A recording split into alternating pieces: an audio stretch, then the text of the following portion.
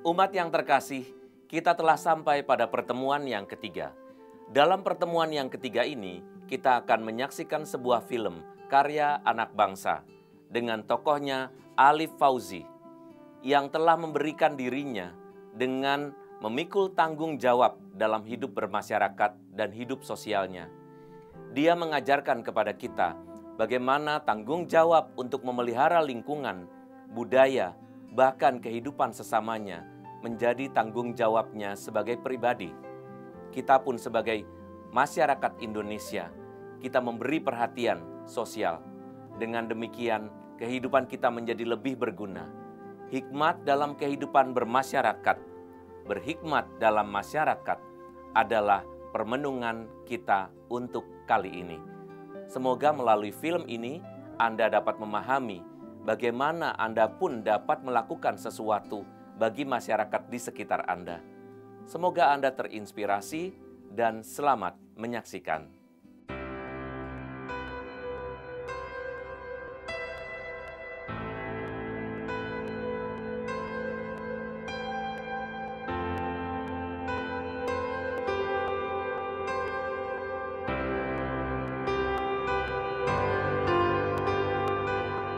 Dieng sebagai tempat para dewa, Dieng sebagai kahyangan.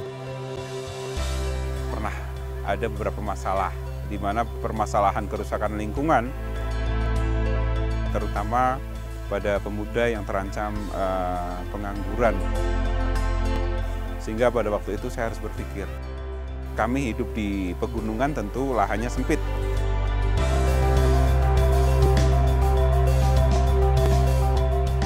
Dieng ini harus tetap lestari, harus tetap menjadi mimpi bagi generasi selanjutnya.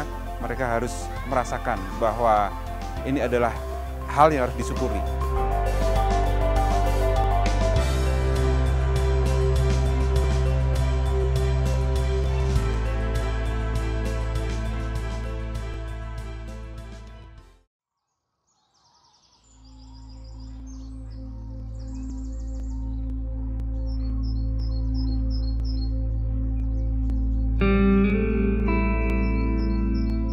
Alif Fauzi, umur 40 tahun. Saya lahir di Dieng dan bersyukur sampai sekarang masih di Dieng. Saat ini saya diamanai sebagai Ketua Masyarakat Sadar Wisata yang sebetulnya kelompok ini juga saya lahirkan sendiri. Yaitu ketika saya menjadi Ketua Pemuda tahun 2005 setelah menjadi pengurus 2003. Saya membuat satu konsep pemberdayaan masyarakat pariwisata dengan konsep pariwisata berbasis masyarakat.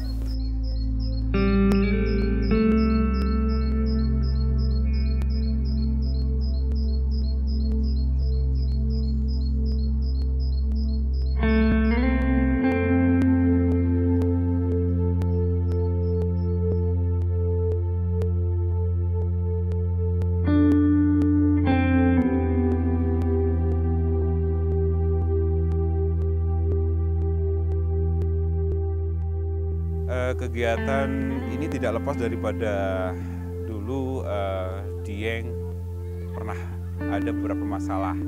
Tahun 2000-an awal Dieng diangkat isunya di mana permasalahan kerusakan lingkungan ini menjadi isu nasional, sehingga pada waktu itu saya harus berpikir. Selain itu, ketika saya menjadi Ketua Karang Taruna, saya merasakan banyak sekali permasalahan yang saya hadapi, terutama pada pemuda yang terancam pengangguran. Kami hidup di pegunungan tentu lahannya sempit.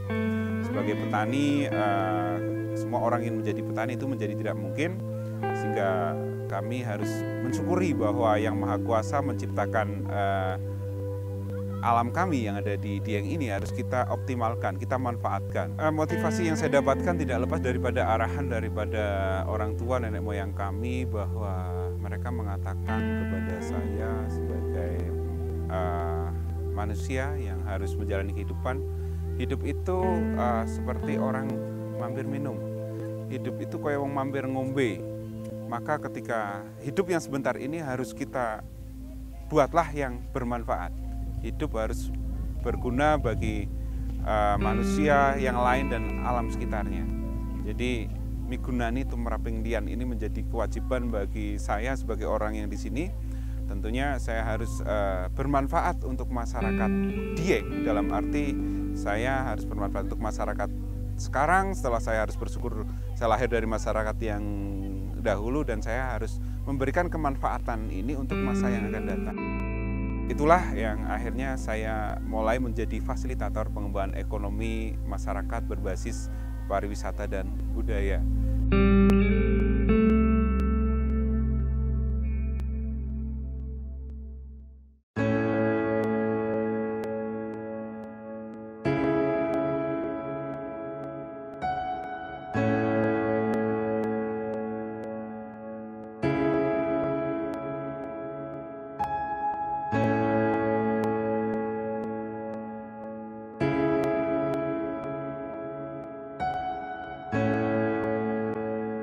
Tentunya banyak sekali kendala yang saya lalui dari latar belakang masyarakat yang sebagian besar adalah petani. Tentunya pariwisata itu menjadi asing. Banyak paradigma mereka yang memandang pariwisata ini mungkin akan merusak secara culture, budaya, tingkah laku masyarakat nantinya. Bahkan beberapa budaya yang saya angkat, terkadang pun beberapa tokoh mengatakan ini tidak sesuai.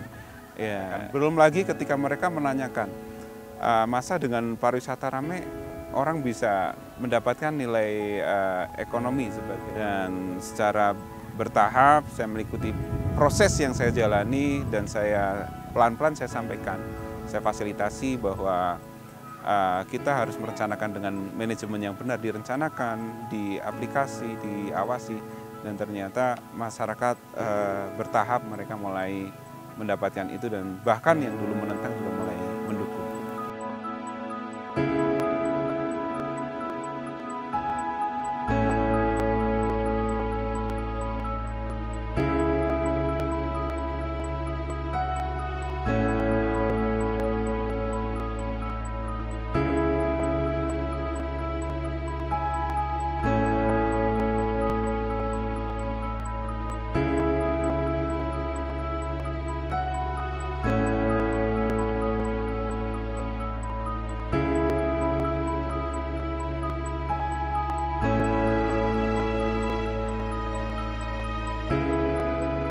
Dieng sebagai tempatnya dikenal dengan tempat para dewa, Dieng sebagai kahyangan, harusnya kan tidak seperti yang disampaikan pada isu nasional, lingkungannya rusak.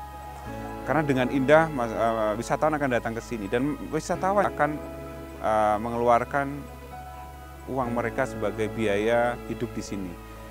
Disitulah akan membuka peluang orang berjualan makanan, orang membuka usaha akomodasi, souvenir, bahkan orang bisa mengantarkan tempat atau menceritakan sesuatu yang tepat menjadi guide. Ini akan menjadi satu masukan usaha jasa. Dan hal inilah yang saya sampaikan. Jangan sampai kalau masyarakat tidak berbuat, kita hanya akan menjadi penonton di rumah sendiri. Saya sampaikan seperti itu.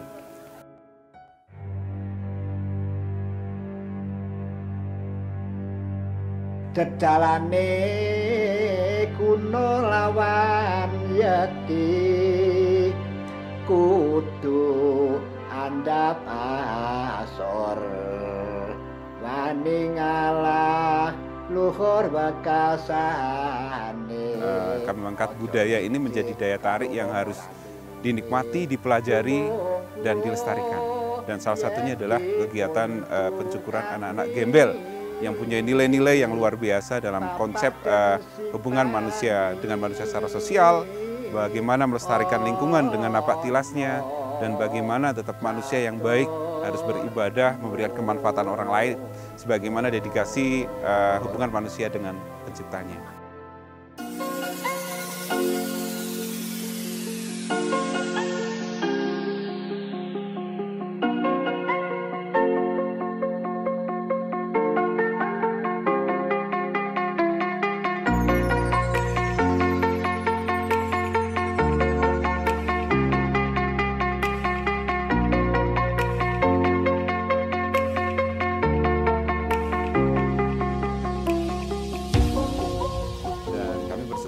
Satunya adalah kami berada di Dieng dengan anugerah alam yang luar biasa.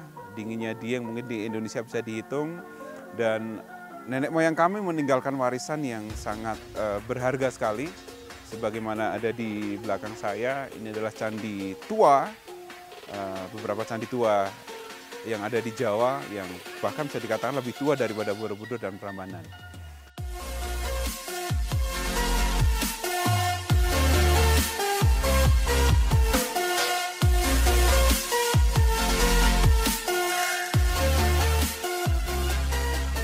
Candi ini selain mempunyai keindahan bangunannya, ternyata nenek moyang kami juga mewariskan beberapa filosofi yang sangat baik.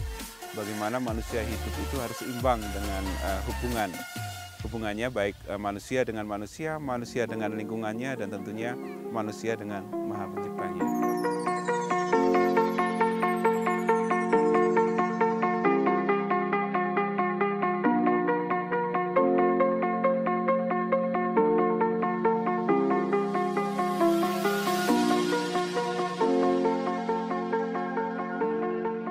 Kesenian tari tradisional ada 8 sebetulnya. Jadi ada tari lengger, tari warok, ada tari kuda lumping, ada tari tek-tek, bambu, dan yang lainnya adalah tadi tari rampak yakso pringgundani yang dilakukan oleh masyarakat kami di Dieng Kulon. Salah satunya adalah tarian rampak itu bersama-sama, yakso itu buto. Tapi ini mengandung nilai yang bagus juga karena walaupun buto, mereka tetap kompak. Karena mereka sebetulnya adalah yang melahirkan cikal bakalnya Gatot Kaca. Gatot Kaca ini adalah sosok figur yang luar biasa bagi orang Jawa. Kalau di Amerika ada Superman, maka di Jawa dan Indonesia ini ada Gatot Kaca. Tarian tadi sebetulnya menggambarkan tari lahirnya Gatot Kaca, juga beberapa tarian tentang perangnya Gatot Kaca dengan para durjana. Itu seperti itu. Dan tari itu alhamdulillah kami bersyukur mereka dapat ekonomi pariwisata juga dengan mengenalkan yang unik, tidak harus Superman, tetapi mereka mengenalkan pakaian adat budaya Indonesia, tetapi mereka mendapatkan dampak ekonomi. Selain tari lengger yang mungkin nanti akan saya ajak, itu mengandung nilai-nilai filosofi nasihat yang luar biasa.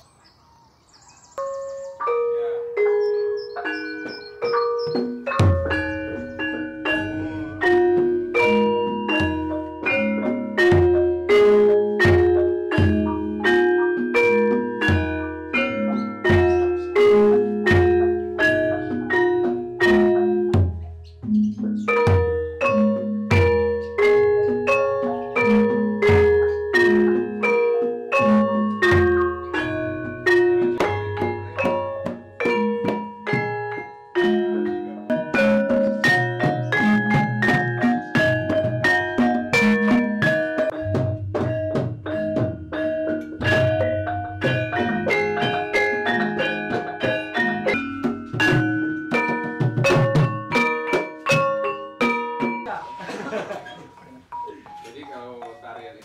Oh, tarian ini.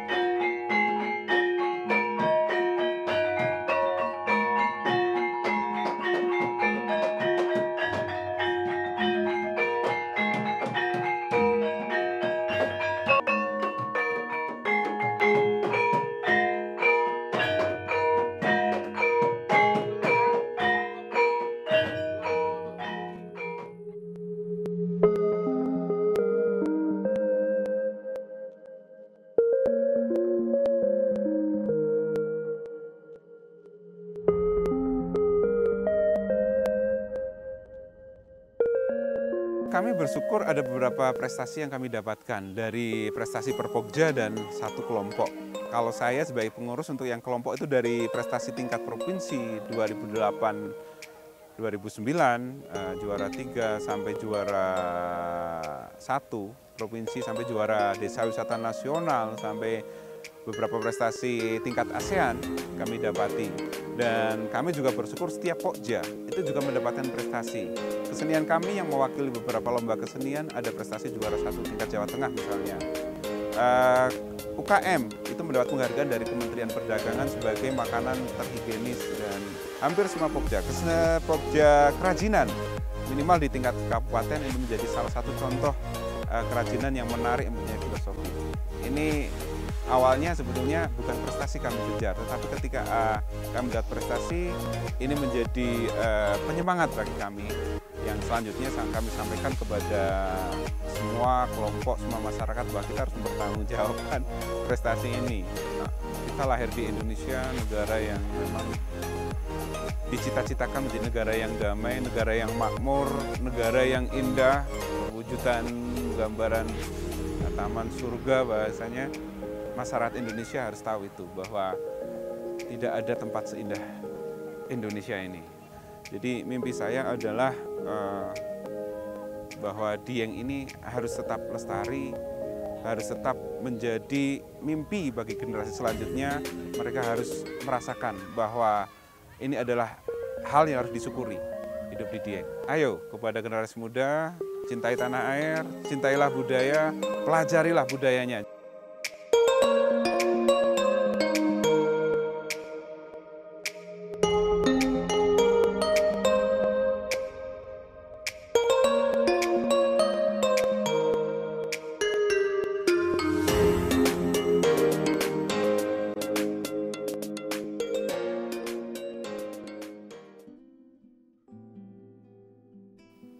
Kita telah menyaksikan film yang bertemakan kehidupan masyarakat Dieng yang dipelihara oleh seorang muda. Semoga Anda terinspirasi dengan apa yang telah dilakukan saudara Ali Fauzi tadi. Ali Fauzi telah mengambil peran sebagai anggota masyarakat untuk memelihara kawasan Dieng yang menjadi tanah kelahirannya. Dia memelihara budaya yang berasal dari leluhurnya. Bahkan kalau kita perhatikan tadi, dia sangat memperhatikan kehidupan sesamanya. Bagaimana kemungkinan kaum muda bisa kehilangan pekerjaan, lalu menganggur pun menjadi caranya berpikir untuk membangun. Hikmat dalam masyarakat bukanlah suatu pemikiran-pemikiran, teori-teori, atau konsep-konsep kosong. Tetapi terutama adalah bagaimana kita dapat mengambil peran secara aktif dan nyata untuk membangun masyarakat di sekitar kita. Dalam pertemuan ketiga dengan tema berhikmat dalam masyarakat ini, semoga Anda pun memperoleh hikmat apa yang akan Anda lakukan secara nyata di lingkunganmu. Jangan membuat hidup kita menjadi sia-sia, tapi buatlah menjadi berguna dengan memperhatikan lingkungan hidup, masyarakat, tetangga, bahkan budaya yang ada di sekitar kita, yang kian hari kian menipis perannya di dalam masyarakat kita. Sebagai masyarakat Katolik, kita pun perlu mengambil peran yang sama, yang bahkan lebih baik, supaya kelihatan bahwa kita sebagai orang satu bangsa, satu nusa, kita memberikan yang terbaik. Meskipun agama berbeda, tetapi perhatian kita kepada sesama tidaklah berbeda, sebab kita mempunyai kesatuan yang sama dalam nama Tuhan kita masing-masing, tetapi dalam wujud satu bangsa Indonesia. Semoga Tuhan memberkati kita. Selamat merenungkan.